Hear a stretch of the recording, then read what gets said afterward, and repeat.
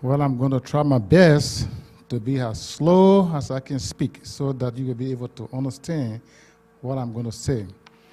And feel free to stop me and ask questions if you don't understand what I'm saying. So my name is Shadrach Sewon. Everybody say that? Shadrach Sewon. Okay. And I'm from Liberia. Liberia is at the west coast of Africa. So when I came from America years back, and I went to the college in Graysville, the Bible College in Graysville, and that's where I graduated from. And then I went back home to take care of children, like you will see a minute from now. But before I start, I want to read a scripture. Please, you can write it down, and when you go home, you can read that scripture again. And that's in the book of Galatians. The book of Galatians.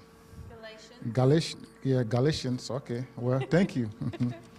And that will be after 2 Corinthians, I think so. Okay. And chapter 5, verse 1. Can somebody read that for us? Yeah. Stand fast, therefore, in the liberty wherewith Christ hath made us free, and be not entangled again with the yoke of bondage. Thank you very much. Okay, something that she just said in that verse. I don't know if somebody gets something. What did he understand from that verse that she just read? Yes, ma'am.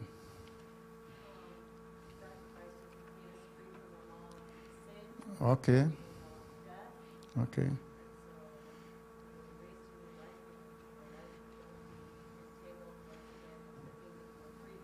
Okay. Okay. Okay. So thank you. When you are free, what is what another name for freedom? And she said that in that verse. What is another name for freedom? Yeah. Liberty. Liberia means liberty, freedom. But I want to say something about freedom this morning, something about liberty this morning. In Liberia, we play soccer. You know what soccer is? I think you got a soccer field right there, right? Do you play? How many of you play soccer? I don't know what is that a pronunciation? Soccer or soccer? How many of you play that? Okay, not that many people. But how's about football? Oh, everybody knows about football. Okay, now something about the American football you play. On the field, you have the quarterback, and I think he's one of the most important players on the field, right? What does the quarterback do with the football? Yes. Okay, other than throws it, what else does he do with it? Well, he protects the football, right? He has to protect the football. So either the quarterback or whoever he throws the ball to, the objective is that you got to hold on to the football. You got to protect it. Because when the quarterback fumbles the football, or whoever that receives it fumbles it, what happened? They got to turn over. The other team will pick up the ball. So in everything they do, regardless of how they are pushed or how they are hit, they have to protect that football. Because you never want the football to be turned over to somebody else. And that's the life you have in this country. You are free. You have the freedom. You have the liberty. Do everything you can to hold on to that freedom, to hold on to that liberty, because we know Christ died for our sin. We know salvation is free, but it's not cheap. Because what? It cost Jesus Christ his life. So the opportunity you have, the freedom you have, the liberty you have in this country, you got to hold on to it. Don't allow anyone take that freedom away from you. And I'm saying this because when you look at the presentation this morning, you will realize, you will understand that you are free. You have freedom in this country. You have everything that you need in this country. to live as a good kid, as a child of God. All you do is make sure you hold on to that freedom. Don't allow that freedom to be taken away from you. Don't allow anyone to mislead you into doing things that are not going to be good for you. So I want you to remember that verse and think about it. What are the kind of freedom you have? What are the liberty you have? What are you going to do with your freedom and the liberty you have? So I'm going to pay attention to the presentation, and like she said, you got to ask questions because you will be asked to ask questions. Are we ready for that? Okay. All right, so my name is Taylor Amerson. My husband and I pastor a church here in America, not far from here. It's about an hour west of here. So I'm just like you. I was born and raised here in America, and I have the opportunity to come alongside Shadrach and help him share about the work that they're doing in Liberia through Liberian Ministries. So the whole purpose of this ministry is to reach the nation of Liberia for Jesus. How awesome is that? They're out there to reach the whole nation of Liberia for Jesus. And they have a motto, and I want to see if anybody can guess what they think makes all things possible. Yes, sir. Jesus, it's a good thought. What else do you think? God is a good one. Prayer. Not yet. Anybody else? Spirit. These are all great guesses. Faith. Very good. They believe, and their motto is that faith makes all things possible. I got to turn this thing on for it to work. Faith makes all things possible. So, what is Liberian Ministries? Well, Liberian Ministries is the American organization that provides financial support to the Willie and Wiley Memorial Baptist Children's Village. Willie and Wiley, that's an interesting name, right? Well, that name is actually Shadrach's grandfather's name, and he named this children's village after his grandfather who died during the war that they were fighting for their liberty. It was a 20-year war that Shadrach, even himself, was the only survivor in his family during that war. So this children's village is an orphanage, it is a school, and it's a church. That's what the whole children's village is about. Anybody tell me what they think an orphanage is? You had your hand up first.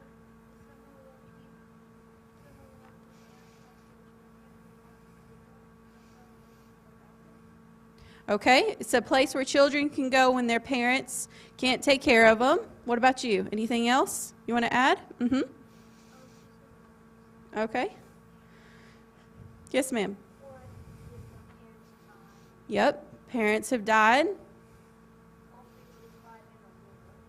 They went off to war and don't come back.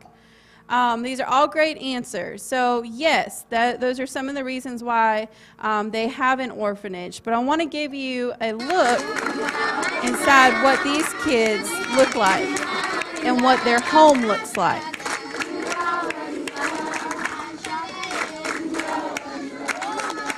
So they're singing a song for you, Jehovah Jireh.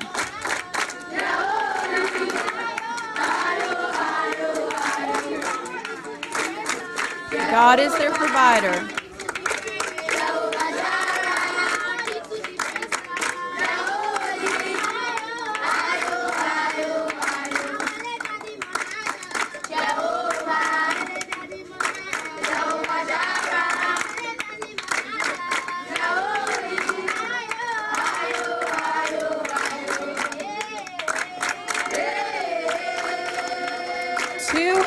And 7 kids live at that orphanage together.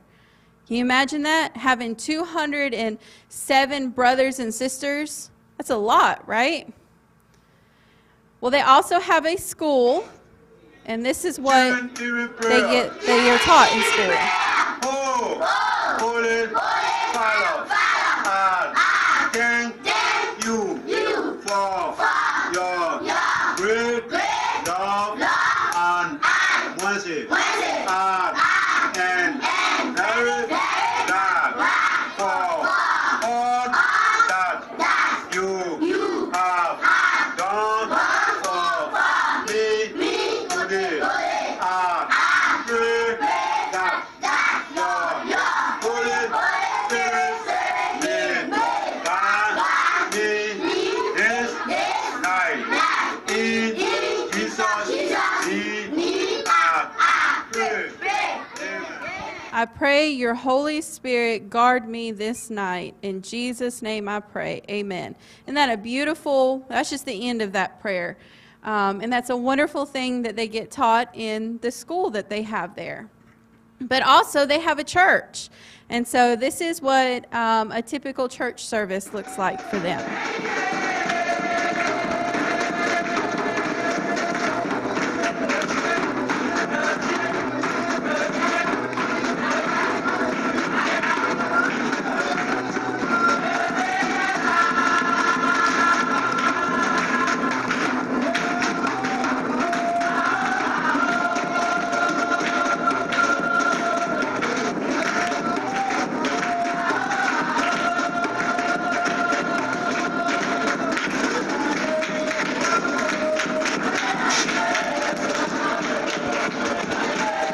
Pretty loud and cool, huh?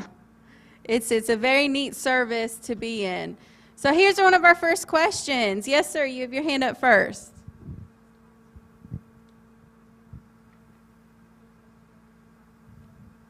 You hear what he said? Okay, you want to know why we take care of the orphans?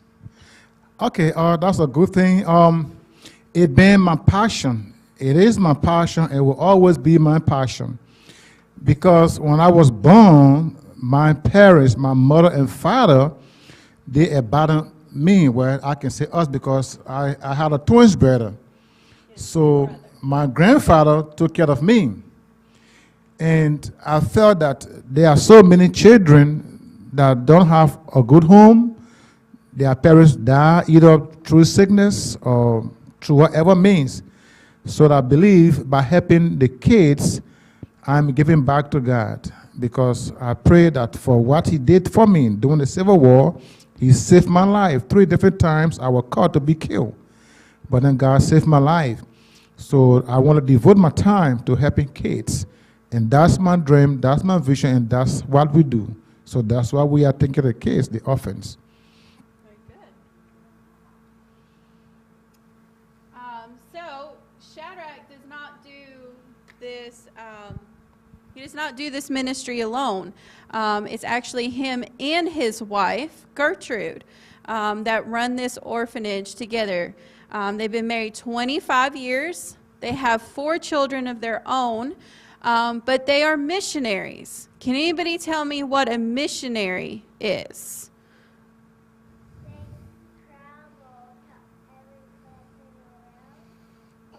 And what do they do when they travel around the world? That's right. That's right. They talk about the Bible and they share Jesus. Hold on to that question for just a second. But like he said, they both graduated from the Baptist University of Florida, and they started this ministry together in 2004. That's over 20 years ago. So this ministry's been around for a long time, taking care of a lot of kids. So we have another question. You have your hand up.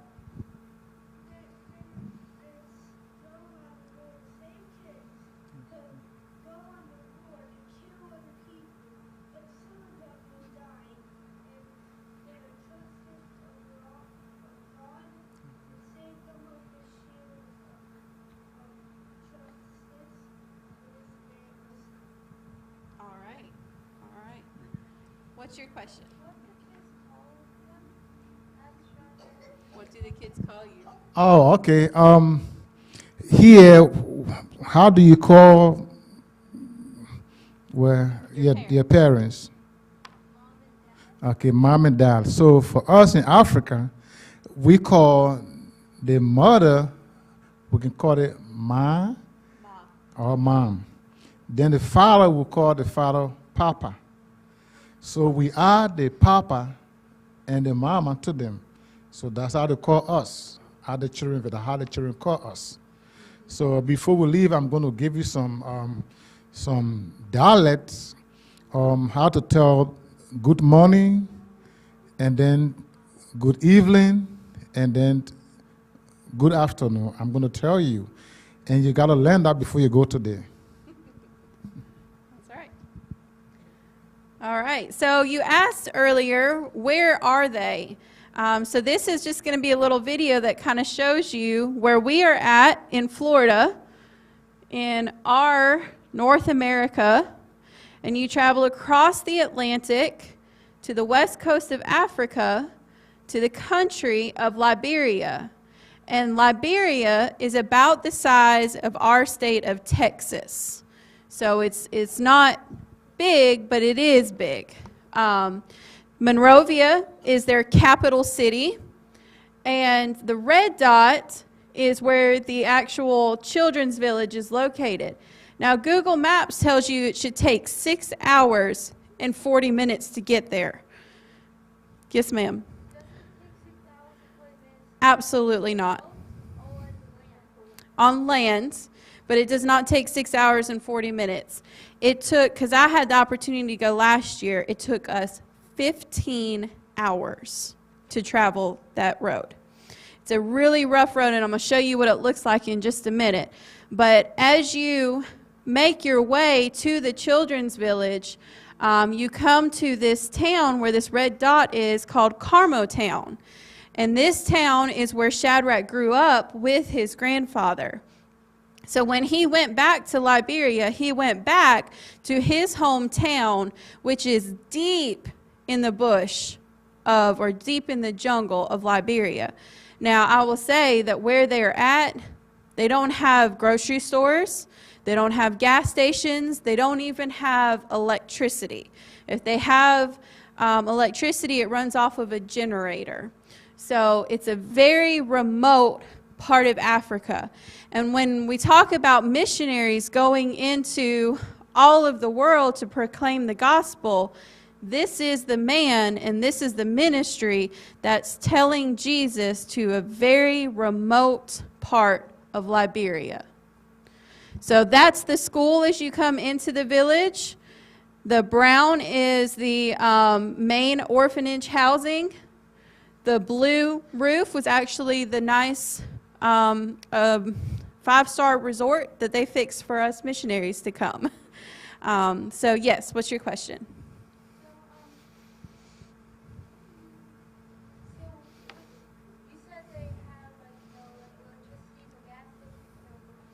Nope. So we're going to show you that. Hold on to that question and see if we answer it. Yes, ma'am. So everything that they get for the kids has to come by traveling this road right here. This is their main road. And just look at how muddy and how difficult this road is to travel. It's 206 miles of, almost 206 miles of road that looks like this. That's why it took 15 hours, because as you'll see, this Jeep-type vehicle didn't quite make it up. And this was at the end of their dry season. They have 2 seasons. They have a rainy season and they have a dry season. And this was at the end of their dry season. So it hadn't really even rained much. But this is the road that they have to take to get through. This is when it was really bad.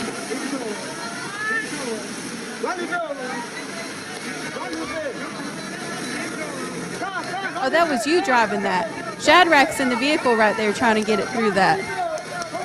We were all cheering him on. That's right.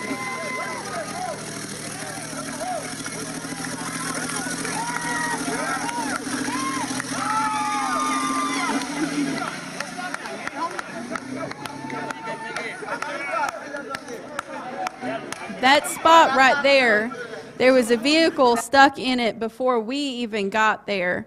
And all of us were convinced we were going to be sleeping on the side of the road because we didn't know how we were going to get through that. But God made a way is all I can say, as you can see.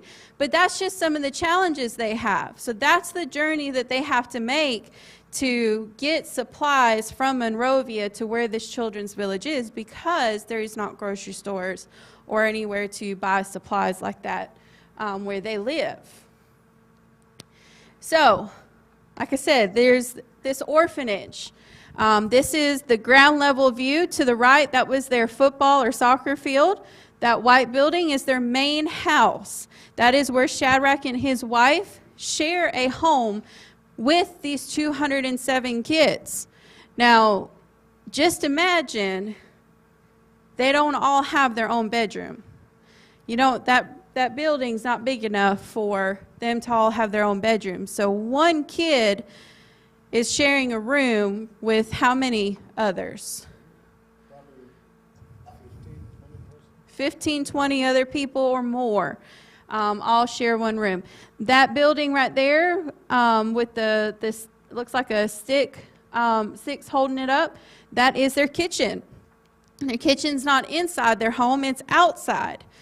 And of course, that's the favorite place for kids to be at, is around the kitchen, because that's where food is at, right? And then you can see where they are drying their clothes. Another side view of their house. And there are 7 kids, and you can see a couple of them there, that are all under the age of 5. Anybody here under 5? We're all a little bit older than that, right? Maybe you are 5, 6. So there's 7 kids that are under the age of 5 that they're taking care of. Because sometimes kids come to the orphanage as old as just one day. Let's see. Who hasn't asked the question yet? See if they can ask this one. How about you? Yes, for each of the kids, the older ones, we give them responsibility. The older ones are there to make sure that the younger ones' clothes are kept clean. They have to do laundry.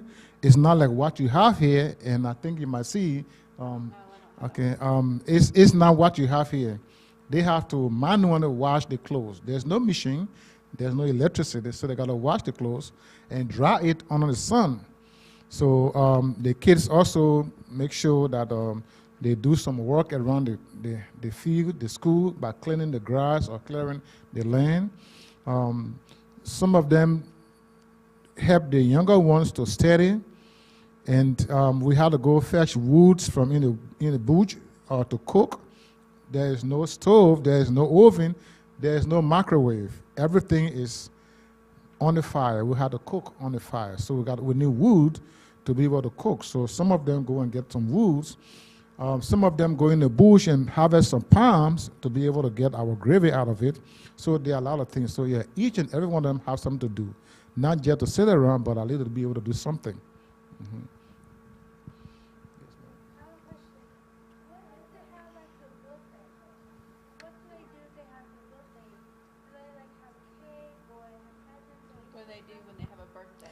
Well, what we usually do, we can wait maybe like in January, or like maybe this is October, and there are so many of them that have birthday in 1 month.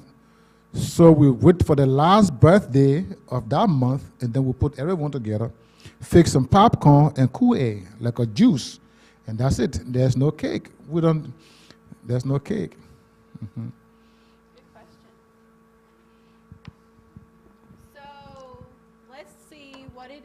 That they eat. What do you guys think that they eat every day? What would be your guess? You, sir.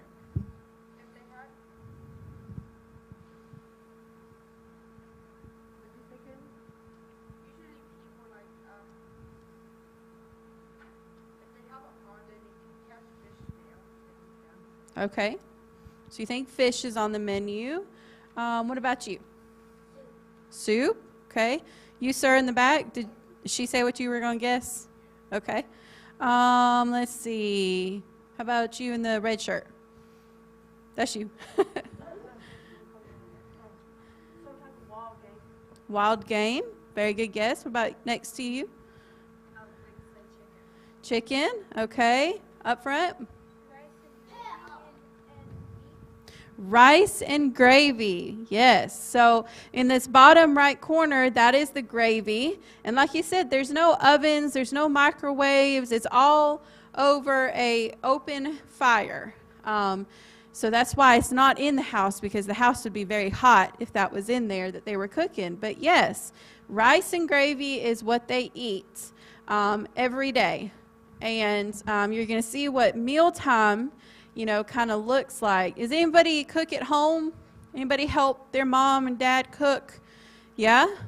So, if anybody wants to volunteer, to go over there and help them cook. It may look a little different, but they do. So this is what mealtime looks like. Sometimes they can have their own bowl, or sometimes they have to share. But they're usually grouped together around a bowl of rice and gravy by their age group. And they all just dig in and eat. They sit on the ground. There's not tables and chairs for everybody to sit at. There's not a big dining room table that they can sit around. Yes, ma'am?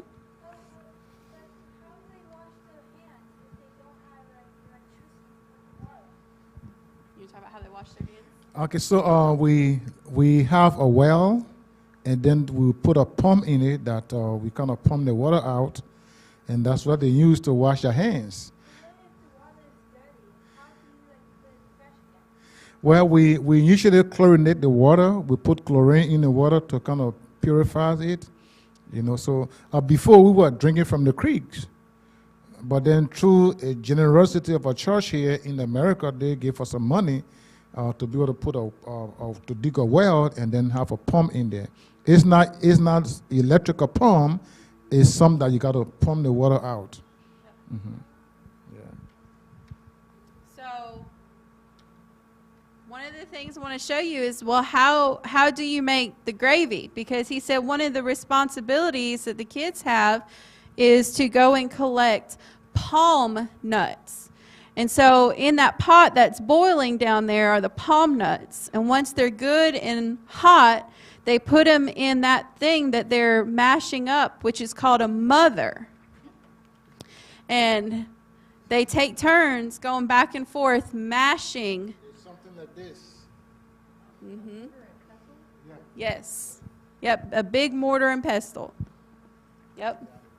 And so they take and they mash it up, and you're going to see over here on the left side, she's down at the bottom, an older woman who is taking and squeezing that pulp.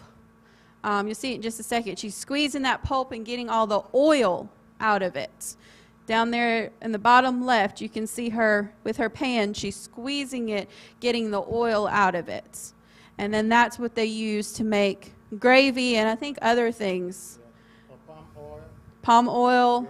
And sometimes when we make the palm oil, because we don't have the money to buy some, cream or grease. Lotion. So we kind of burn the oil, we melt it, and the kids use that as lotion. Yeah. Well, we have 2 picks and 2 brushes that we can buy from Monroeville to take to the village, and we'll give each of them a 2 brush, and then maybe a group with a 2 picks, and then they use that to brush their teeth. And then if their hair is long, we have the older boys, they get them a haircut. And then for the girls, the older one braid their hair. Mm-hmm.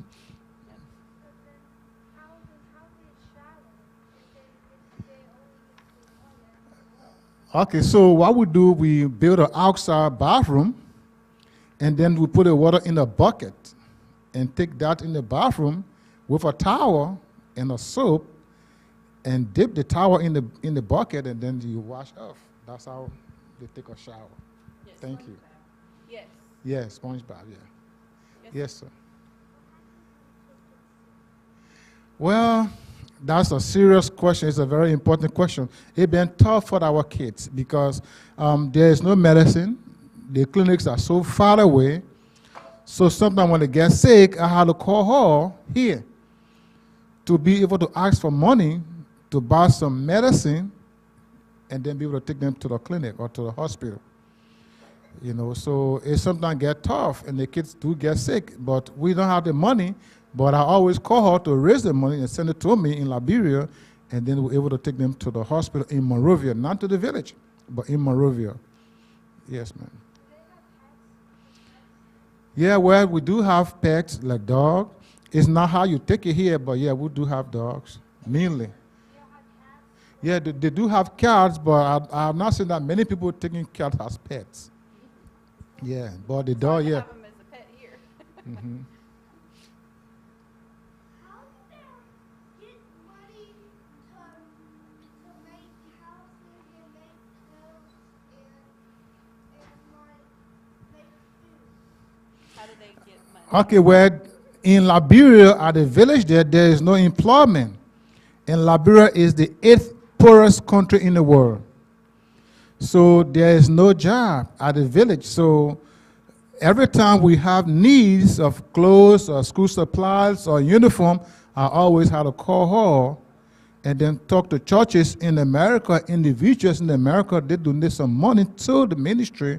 Then she send out to me, and then we're able to buy some clothes and some food and other things that they need. Very good questions. So let's talk about what their school looks like. So here we are, part of your school today. Well, you're going to get an inside look at what school looks like for them. So this is their school building. This is where you come into the main entrance of the school. What's the school name? The school name is Wally Christian Academy. Wally Christian Academy. So you have Victory Christian Academy here, right? So ours is Wally Christian Academy. And so you're going to see, we're going to go into what a typical classroom looks like there. They have a chalkboard. This is actually one of their Bible classes. Shadrach here is one of the Bible teachers. And every student has to pass a Bible class. Is it every year? Every year they have to pass a Bible class in order to move on to their next grade. And so as we go into this little area, this is where their kindergarten classes are at. Is there kindergartners here? Are you guys kindergartners? Yeah, this is what, not right there, but this is hopefully one day going to be bathrooms because they don't have bathrooms in their school. But this is what a kindergarten classroom looks like. So the wooden things that you see, those are actually their desk that they sit at. So there's 3 kindergarten classes in there. You know what's crazy is they are learning multiplication in their kindergarten class. I thought that was impressive. These are some smart kids. And then as you come out and you see that big open area there in the middle, every morning those kids start out with prayer and devotion. And so they all line up outside for prayer and devotion every morning before they start school, which I would assume you guys do that here too, don't you? Yeah. But not every school does that in America, does it? It'd be great if they did. Yes, ma'am. I'll let you answer that one. Yes, again, we build an outside toilet, an outside bathroom. And then for the little ones, we have a matron, we have a lady that sit right to the door who help them to go to the bathroom. Not in the flush bathroom, but it's outside. How do the kids get to school? They walk. Some of them walk for hours. There is no vehicle. So they walk. Every kid that go to school, and we have the school, we have probably this year we might have over 800 plus kids that go to our school. And some of them walk for hours, for miles to come to school every day, Monday through Friday. They walk. Yes, ma'am. Yeah, well, if they have it again, in Liberia, probably you might see there because of the Liberian school or the Liberian government requires every child that go to school to wear a uniform. You have to wear a uniform. And okay, that's what you see there. So that's our school color. That's the color our school uniform look like. And they gotta wear the uniform, and they gotta wear the shoes. They gotta wear shoes with the uniform. And it's been a struggle for us. Every year we have to buy each child a pair of uniform. So for this time, we weren't able to buy them the uniform. We probably not get the money yet to buy them the shoes. So they're gonna wear the uniform, and then later we're able to raise money to buy them shoes to wear. So they wear one uniform for a whole year. Oh yeah. Yes, sir.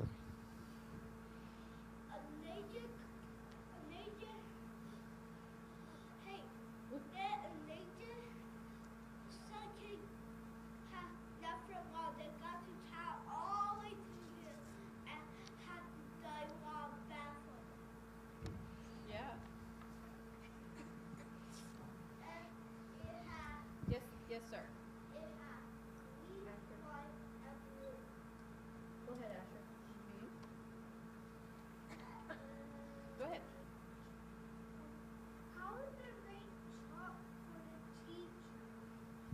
They buy it. We buy from Moravia. We buy every supplies we need come from Moravia, and we got to go through the road that you just saw every time. The food, everything come from Moravia. Yes, sir. No, we got to buy it. Yeah, you look for your color, the color you want to wear as a school, as the uniform. You go to Moravia and you buy the uniform. Yeah, so every parent got to buy the outside kids, but we are responsible for our kids at the orphans. Do they have like the same shoes and the same uniform for us that we do right now? Well, I think that's the uniform that every kids wear. So it might not be the what you got, but that's the uniform we wear. That's what the children wear to school. But do they have like shoes like we have here, like Yeah, they can wear the same shoes you wear here. Yeah, we have a church in Dothan, that's in Alabama. Every year they send us clothes, and then they also send some shoes, that we sometimes use for the kids. Yes, ma'am. So in order to get the mail, you have to go to Monrovia? Yes, ma'am. Yeah, everything is from Moravia. We gotta go to Moravia. If Mm-hmm. you don't got gas stations, then how do you get gas? How do you like go all the way to Monrovia and go back? So when we go to Moravia, and on our way back, we make sure we buy enough gas that will take us from Moravia to the village and back. Yeah, That in the video- gallons. In that Yeah. video where they were trying to go up the hill, if you would see on the top of it, they had gas cans that were full of gas on top of the vehicle. Yeah. So, but if you don't do that and you want to Raise it. buy it, probably in Greenville, it's very expensive. You can buy a gallon up to $10 US per gallon. So one of the interesting things that they have is they actually have a computer lab. They run that off of a generator, but that's just one of the things that they do to make sure that these kids are ready for college should the opportunity be available to them for somebody to sponsor them to go to college, because they don't have the means to pay for college themselves. So if they were going to go, it would have to be somebody from America saying, I will help pay for your college for you to go. But part of that is you need to know how to use a computer. Everybody needs to know how to use a computer these days, right? So they're doing their part to make sure that they do that. And every year, these kids have to, well, every certain grades, third grade, Yeah, from 10th grade up to 12th grade. okay, third grade up to 12th grade, they have a government-wide exam, just like we have state exams. I think you said you guys were currently in testing. Was that right? Standardized testing. They have to do the same thing. And it's a government-wide exam. And year after year, their kids pass with flying colors. So they're doing a great job. And like the sections are divided. So you have the kindergarten that from K to second grade. Now, when you get in third grade, you have to take a government test to be promoted to the elementary section. Then when you are in sixth grade, you have to take another test to get to the junior high, which is from seventh grade to ninth grade. And then when you get to ninth grade, you got to take another test to be able to get promoted to the senior high. That is from 10, 11, and 12. Now, to be able to graduate from the school, you have to pass another government test. So if you want to leave from Liberia or from Africa and come to America to go to school, like on a student visa, you have to get a certificate that you pass that government administered test before you are allowed to come to America or go any other country on a student visa. And that's why it is important for you to pass that test every year. Yes, ma'am. So what if they don't pass? Yeah, well, we will allow them to go to the next class, but you got to come back because it's a test that is administered every year. You have to pass that before you can continue. Mm-hmm. And the government will who are responsible. That means the government will hold the school responsible if a child failed that test and you promote them. Mm-hmm. What if the kids do something bad? What if they're like punishment? They do something bad? Well, the school system in Liberia is required to spank the kids, you know, but for us, we told the teachers not to do that.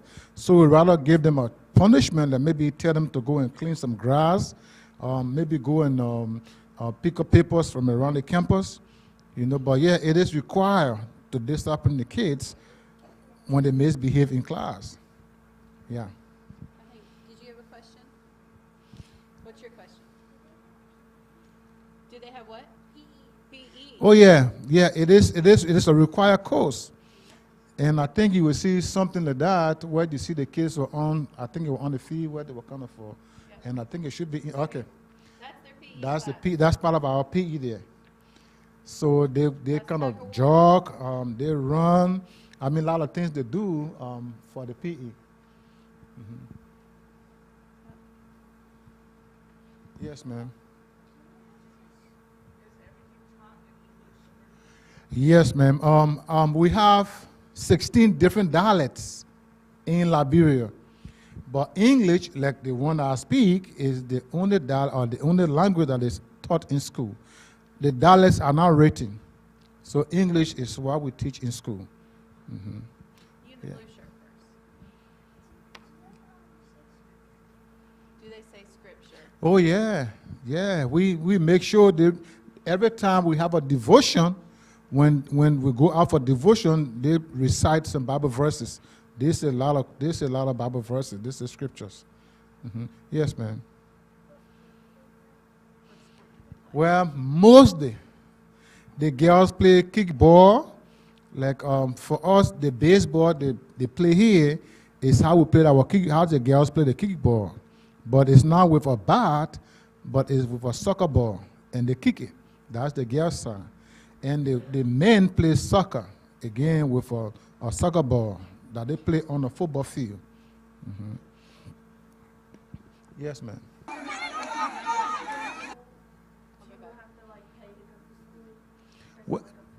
Well, at the village is free because there is no money.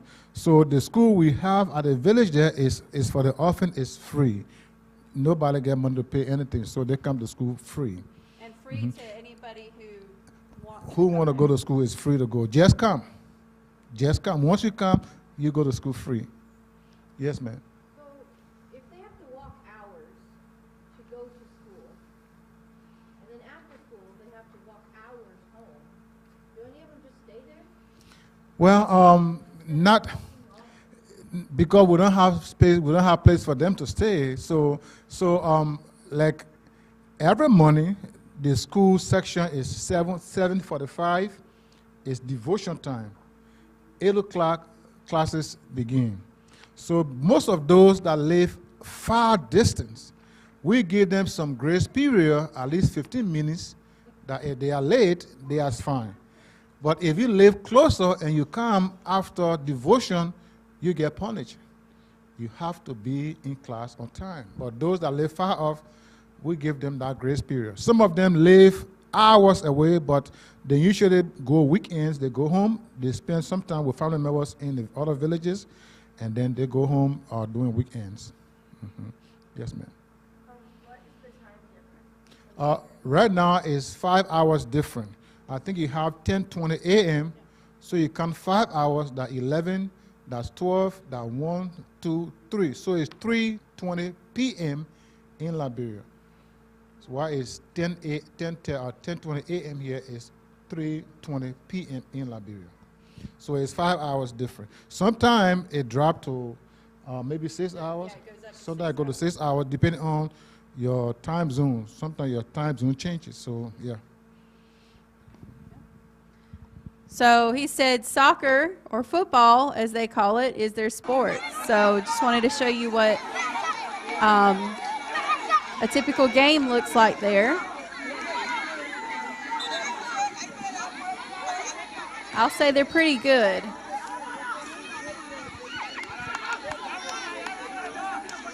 And it's a very exciting game. Like, they are all into it.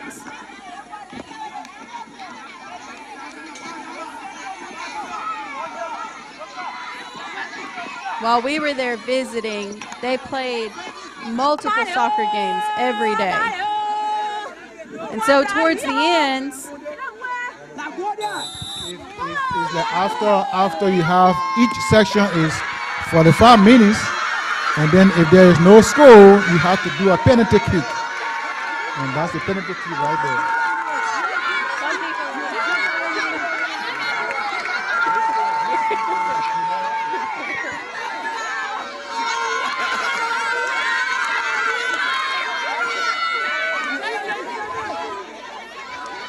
they don't even need cheerleaders because of how excited they are. But I put this in here because if you notice, like, you can't really see it, but it's raining pretty heavy. They don't care. They still playing. And, like, there's a whole, like, river running through. Not really, but, I mean, mud, it don't matter. They're still going to play. I mean, look at all that water. That's on their field.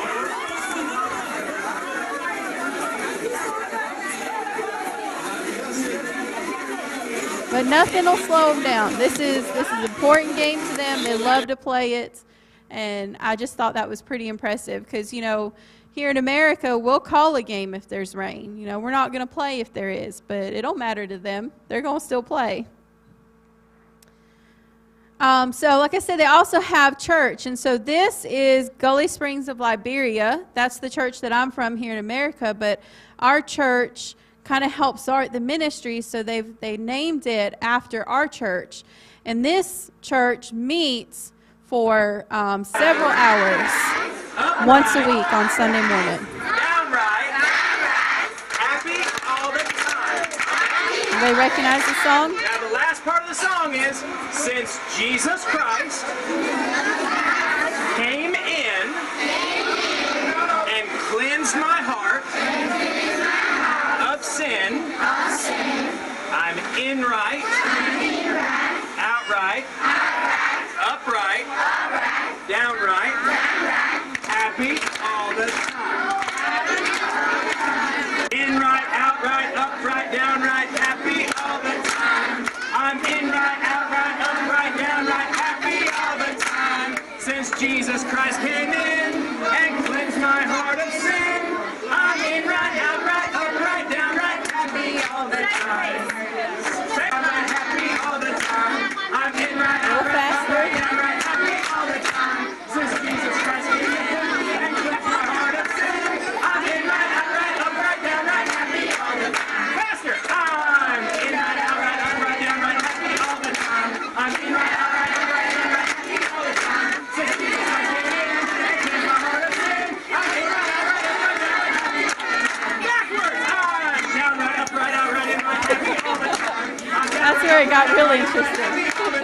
Since Jesus Christ came in and cleansed my heart of sin, I'm downright, upright, outright, happy all the time. That man leading that leads worship here in America at a church. And so he was very excited to do that. Young lady on the ends.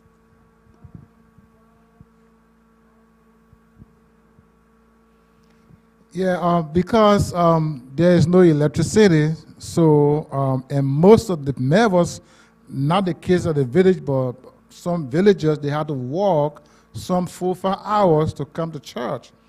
So we meet just once a week because it takes them so long time to come to church. So that's why we meet just once a week. Yes, ma'am. Do they have like milk or tea or just water? Well, water. Everything you got to buy. If you want to drink milk, you got to go to Moravia and buy milk. If you want to drink tea, the same way. So everything, you got to buy it. It's available, but you got to pay for it before you can use it. So Shadrach is actually the pastor of the church there. This is what a marriage ceremony kind of looks like in Liberia. Thought that was very pretty. And, you know, through the church, they are also there to do outreach. Does anybody know what outreach is? Explain outreach. You shook your head. Come on. Reaching other people for Christ, going out into the community and telling them about Jesus. Perfect. That's exactly what it is. So, you know, they're a church there, and they go out into some of the most remote parts of Liberia to share the gospel with them. And so where Shadrach is standing, they just installed this well for this village that took them more than a day to get there. Now, just for a comparison, when they would tell us something was a 5-minute walk, that's how they measured how far something was. When they said it was a 5-minute walk, to us Americans, it was like a 15, 20-minute walk. We couldn't keep up. So when they said it was a day walk, it probably would have took us about 3 or 4 days to make it. But they went to this village and found out that they were drinking water from a very dirty creek. And so he asked for, you know, if somebody in America would help put in a well for these people. And so we raised the money and did that. But it wasn't just about the physical water that they provided to them, because this village was able to hear about Jesus for the very first time. Now, many people in America know who Jesus is, or have at least heard his name. Whether they honor him with their lives or not, they've at least heard the name. Now, for myself, it was before I was 17 before I ever heard of the name of Jesus, but I still came to know who he was. The man in this picture with Shadrach on the left side, was over 100 years old in that picture and had never heard of the name of Jesus before. That's crazy, isn't it? That somebody over 100 years old had not heard of the name of Jesus, but that's what they're doing. That's why I said the whole nation of Liberia is going to one day proclaim who Jesus is through the work that this ministry is doing. All right. What's not most important, what's one of the pieces that comes with salvation? What do you do once you get saved? Get baptized. Baptize. So this is what baptism looks like.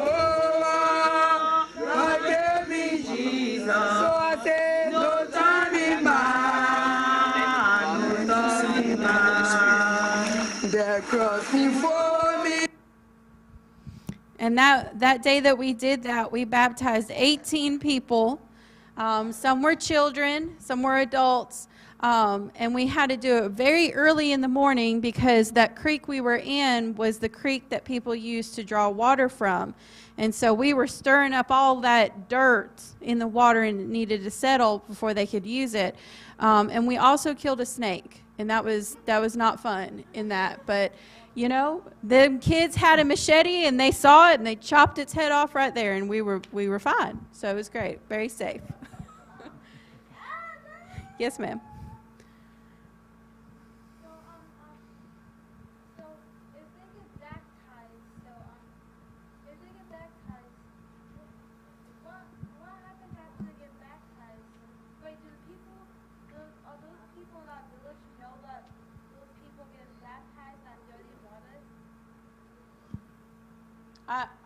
I don't think I understand your question. You got it? Yeah, Eric, because it's right in the village. They did that to the village, so everybody know they are baptized.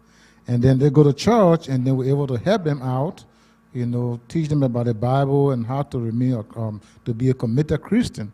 So the people in the village know all the 18 persons that were baptized, and we know all of them. And if that guy that is in the picture with you, is he still alive?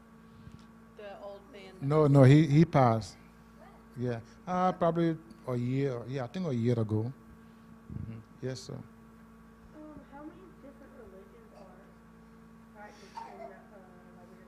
Oh, they got every other religion you think about is in Liberia. And the reason is that during the Civil War, we had this peacekeeping forces came to Liberia, and that's including UN. And UN, everywhere they go, they are different kind of people. You have Hindus, you have Buddhists, you have Islam, you have the Mormons. I mean, different religions. So yeah, they got a lot of religions in Liberia. Is there any religion that is typically persecuted more than the other? No, well, we don't have that in Liberia. There's no persecution. There's no religion of persecution in Liberia. Yeah, everybody free to practice their religion. There is no fight between a Christian and a Muslim. No. Very good question. So Shadrach says many times you have to be tough to live in Liberia. So they have challenges and they have blessings. And that picture on the left, you know, I showed you the kitchen. Well, guess what? Rain or shine, that's where you have to go to get your food. Sometimes we complain about when a microwave doesn't cook food fast enough, right? But that's one of the things that they have to face there is rain or shine. That's where you cook, and that's where your food comes from. So that's just some of the challenges they face. And then the blessings. I mean, it's a blessing when all the children are asleep at one time. I think that's actually a miracle if that were to happen. But, you know, just to have a nice place to lay down and sleep in peace, knowing that they've got a full stomach, knowing that they have a comfortable bed to sleep on, that's just, or just even just a roof over their head, because a bed sometimes isn't even guaranteed. Yes, ma'am. How, okay, since I heal at this one I heal, it says that they have meat like fish. Wait, how do you get like the meat? They'd have to buy it from like a market, the fish. They don't fish in their streams there because they're very polluted. So, yes, sir. So y'all said that they have to go buy the fish every day. Do they hunt for game and other stuff? So, were you the one who said they have about wild game? So, it's funny because sometimes Shadrach will send me a picture where the kids may have run across like an alligator, and the kids are the ones who kill it and get it ready to eat. I remember one time recently, within the last year or two, the kids had gone over a week without eating, and I firmly believe that God provided to them that alligator because they needed something to eat, and they ate very well. They've also caught and ate Patagonia. It's like an anteater, but it's got like hard armor on it. They said that is very good eating. Kids caught it and killed it and ate it. So whatever they come across, if they come across something, they kill it and eat it. We, on the way here, a lady hit a deer on the interstate, and he said, well, in Liberia, we would take that deer with us, you know, to eat because God provided, you know, something to eat for them. So, great question. Let's see. What about you, young lady? What's the hardest challenge? Okay, like some of the kids, I remember in just one day time, we have 28 kids that just came to the village. They have heard about what we do there, and they really wanted to come to learn. And some of these kids have never entered school before. They never entered a classroom. So some of them are probably 6, 7 years old. They don't even know how to say anything or to write. So it becomes a serious challenge. They have to start from very beginning. So we have some of the teachers who will teach them, make sure they know how to write. I know here before, maybe like those that in that 5 to 6 years, they at least can write their names. But some of them can't even write their names. They don't even know how to write their names. So these are some of the challenges they have. Yeah. Yeah, we have a subject there that they have to learn. It is called writing. You got to learn how to write. Yeah, they do that. So you got to learn how to write. You got to learn how to read. Because we have a course there that is a reading class, a writing class, spelling class.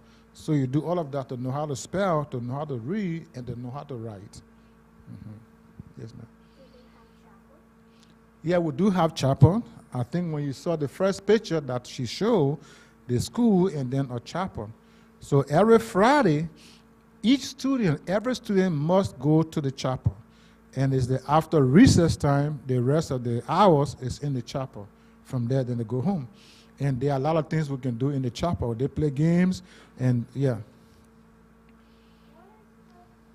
if the kids have to do like all this practice, what is the hardest one that they do not like? What's their hardest class? Oh, mathematics. Math. They don't like to do math, and they don't like the spelling. Because the spelling, you have to stand up in front of the class, and they will call a word, you got to spell it. So if you're done, in English. That's the only language that we use in school. You don't speak dialect, you don't do anything in dialect, it's just English. Young man. What happens if what? Oh, we don't have. They said we donated that to you guys. But no, we don't. We're done. And thank God we're done. Because if we did, there was no way we were going to survive it. So we don't. Because there is no rescue opportunity for us there.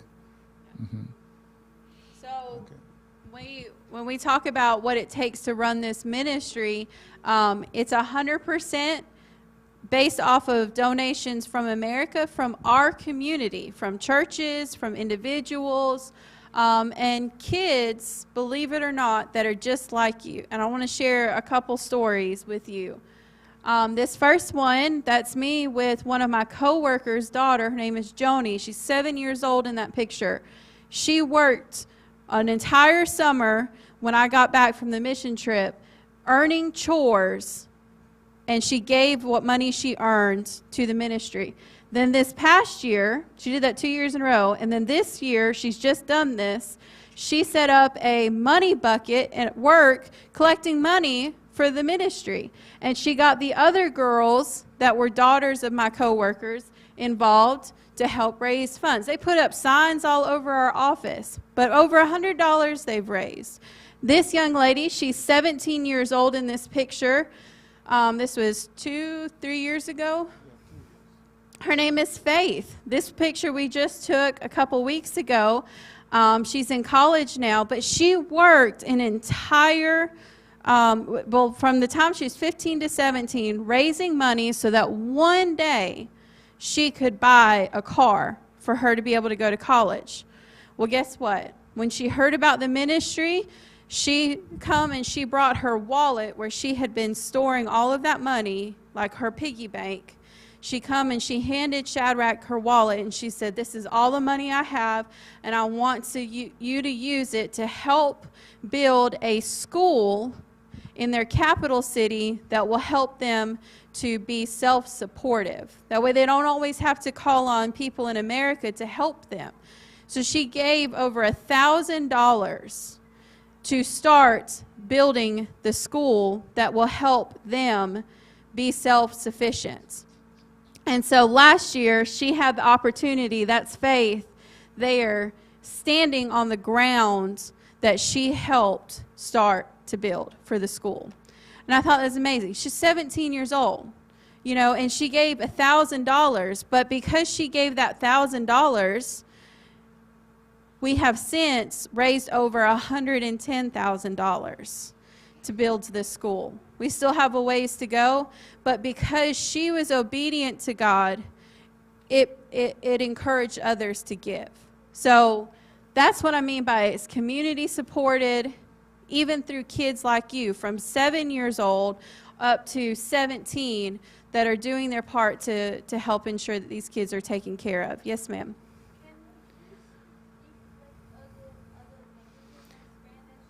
No, they have, he said they have dialects. They have 16 different dialects, 16 different languages, and it is an oral language. It's not a written language, and it's just the way that they speak. And he's going to teach you a couple of those words.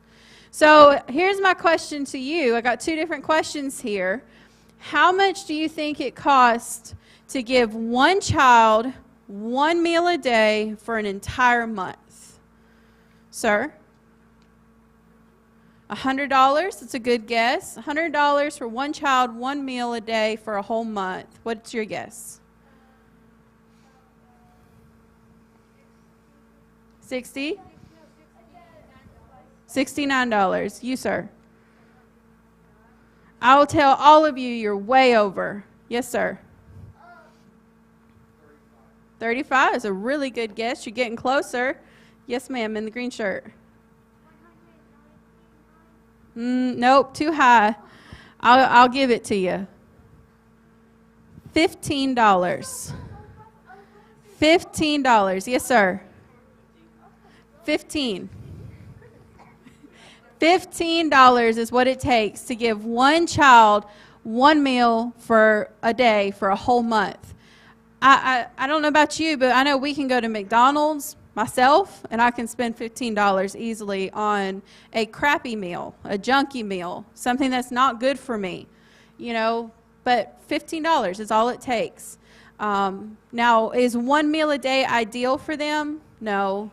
It would be wonderful if we could provide them with 2 meals a day, but for right now, because sometimes they go without eating, we're thankful for that. So just keep that in mind, that that's what it takes to support these 207 kids is $15 per child. Oh, I was going to ask you that, but you just saw it. So $250 is how much one teacher earns a month there on average. Teachers, would you be happy with that? It would be a challenge because, for you teachers in here and the adults, just because it's a poor country does not mean that things are a whole lot cheaper than they are here. Like you said, 1 gallon of gas can be sometimes $10, and this is in American money. So, like I said, $250 on average is what the teachers make there. So I encourage everybody in here, kids, you guys got a prayer card. That's the one that has the picture of Shadrach and his wife on it. The 15th of every month, because that was the day the ministry was started, was December 15th. The 15th of every month, we pray for this ministry. So I encourage you guys to do that. And for those that can and know what it's like to do this, we encourage even fasting, giving up 2 meals a day, where, you know, we can experience what it's like to have just 1 meal a day. It can be a very humbling thing to do that. But I will tell you, wherever you are, prayer and praying for Shadrach and his wife and these kids is effective. I have no doubt of that. I've seen it and experienced it firsthand. If you're on social media, if you have a Facebook and Instagram, or even if you like to go on YouTube, YouTube doesn't have a whole lot yet, but there's a few videos on there that you can go and watch and find some interesting things. But I encourage you to follow us so you can keep up with what we do. And I just got a couple more questions for you. You ever felt like, I need this to be happy? Or I've been caught saying, I need this, you know, to help me in the situation that I am. Or maybe you know, try to do good things for other people and you're like, I don't feel like I really did a whole lot. I don't feel like I'm making a difference. I don't feel like I'm doing a whole lot of good. Or maybe you struggle to be happy, or really the better word is you struggle to find joy in things. Anybody ever felt that they can relate to any of those things? Maybe not. Maybe you're still young. Maybe you're just, you know, one that, how about this question? Have you ever said, I'm starving? We've all said that. We feel like we're starving, right? Well, I want to show you in this next video what it's like when these kids get a month's worth of supply of rice. Not a new toy, not even a new bed, but rice. Something that they will be able to eat every day. And I just want you to remember this the next time you say that you're starving, the next time that you tell your mom and dad or your grandparents or your aunt and uncle, I need this, and beg for it, and maybe even cry about it, just remember this, that we are very blessed because of the liberty that we have here in our country.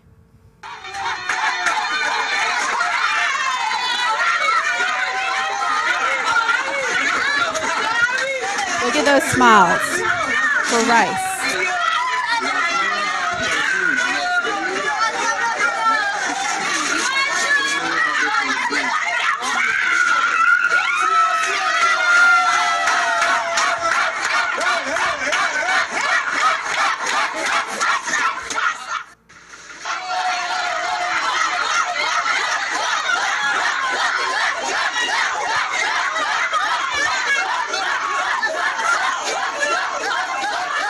Has anybody ever celebrated getting something that much?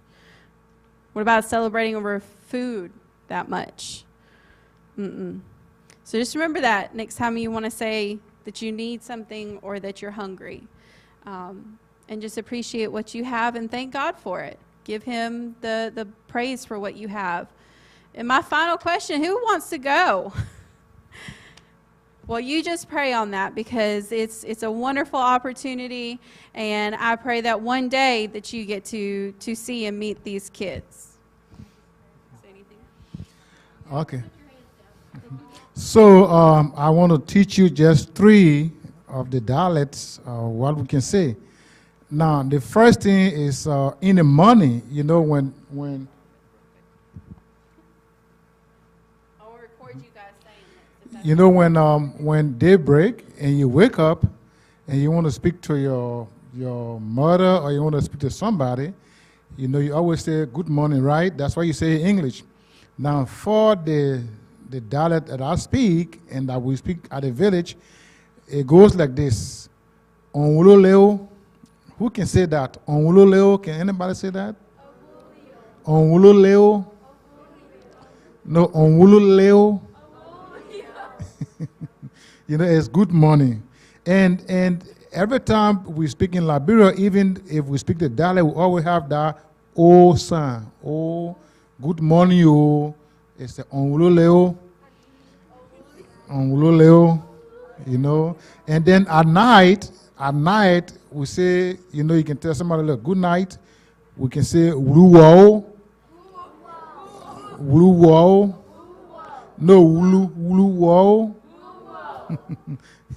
That's how we say, you know, when it's in the night, you know. And then for inviting us over to come here and share with you the Liberian ministry, we want to say thank you. Thank you so much. And in the dialect that I speak, on poitro, meaning I say thank you for allowing us to come. So thank you so much. And remember the verse that I gave you. After seeing the presentation, realize that you are blessed. Don't allow anyone to take that freedom away from you. Cherish that freedom and love that freedom. Thank you so much, and thank you for allowing us to come. God bless you.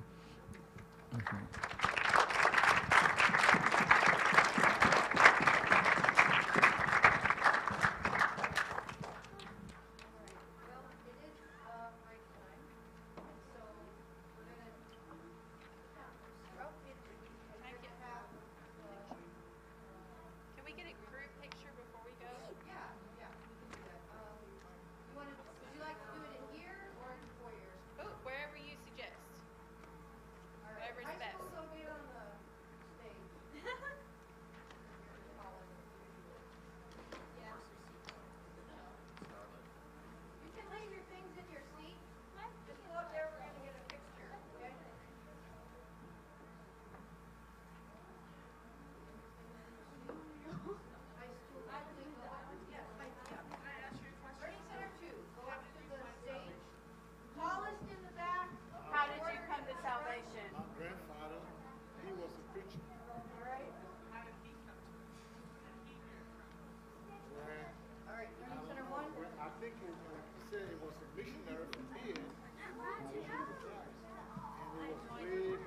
Here. Learning Center 1, line up on this, right here. You guys are going to need to step forward and split at the podium. Forward, this way. And then learning to read and reading it is right over there. So, get back.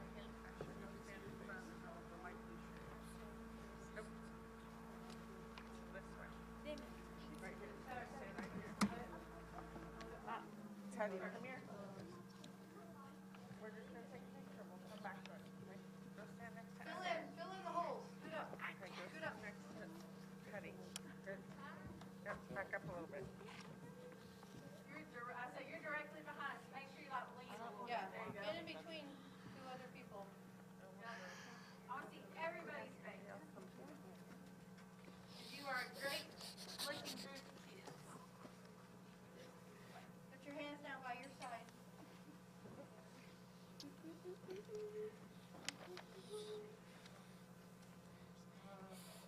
Where would the pill go on?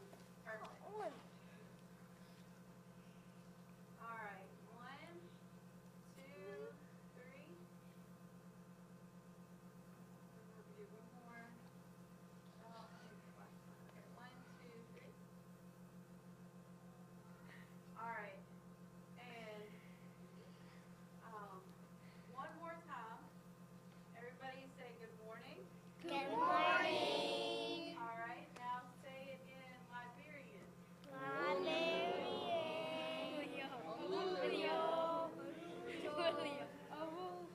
Perfect. Thank you. All right, you may return to your seat, gather your belongings.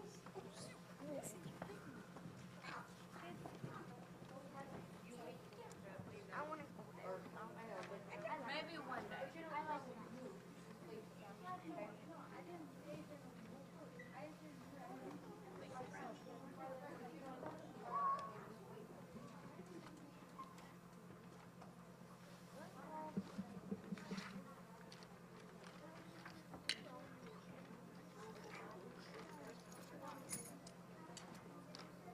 Is Miss Cornelius out there? All right. Learning Center 1, go ahead and go out to the concrete pad with Mrs. Parker. Bye. It is nice to meet all of you. Great questions, great questions. Such good questions. Bye-bye. Thank you for asking questions. You too, young man. You're not Learning Center 1. Oh, did you forget? You guys are, little ones are dismissed. I didn't know if you wanted to have break outside with them because it's almost 11 o'clock, or if you want to wait till they're done. Okay, go outside and we'll have break Bye, all kids. together. Bye. Bye. Thank you for asking great questions. You too. Bye. Go outside. Go outside. Do you guys have a monthly support option? Yes. So on this card, we have either through PayPal or this is actually through our church website. Okay. Both of them have where you can give recurring